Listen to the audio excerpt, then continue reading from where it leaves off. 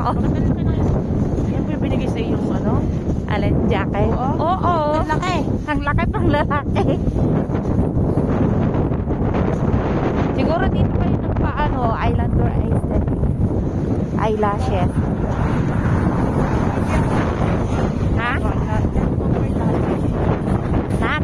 Yung iba kasi sarili ko.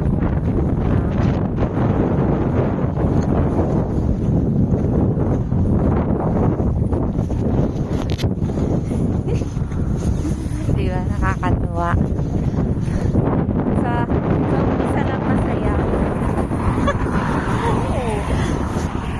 Pag ano, wala na, nagsasawa ka na. Tingnan nyo guys, mukha na akong abusayap. Ha?